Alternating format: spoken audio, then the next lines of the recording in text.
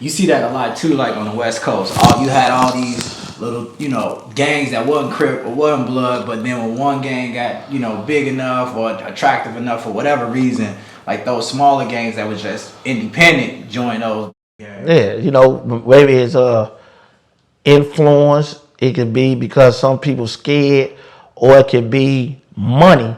One of the things, and I'll say this, man, like when I really was incarcerated and during that period of time, I was fortunate to go to Vienna. When I went to Vienna, that's when Larry was down there, and to be honest with you, come to think of it, when you warn and like today these youngsters call people ops, I look at it like this. If I was born 3 blocks to your right towards 39, I probably would have been a GD and a proud GD because you is what your environment is. I just happen to be born 3 blocks to your left, the 35th side, and I was a Dale Viking. Right. And real proud to this day. But it was just it just that you loyal what you loyal to. But when I got a chance to be in Vienna and be around older guys, and I got a chance to be around Larry, I was educated in such a way that it stopped a lot of my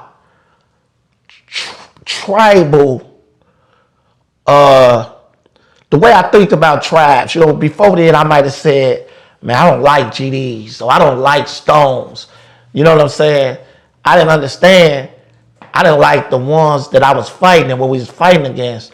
But their ideology and concept was no different than mine. They just have a different name. And so when I met their leader, I had a guy that was down there with me in Vienna, and I won't say his name, but he from the low end. He was a GD, so he was very close to Mr. Hoover. But me and him was real close, because when you're in jail, the GD and BD stuff, you know what you is, but you mostly claim sets. So if you're from the west side, hey, we west side, or we low end, or things of that nature.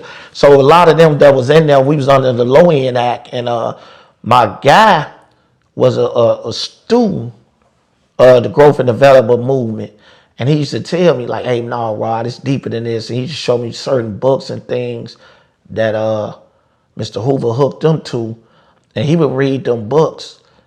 And I wouldn't let my people know it because I'm a sponge for knowledge, but I would get them same books and teachings and learn it and apply it to the shit I was doing.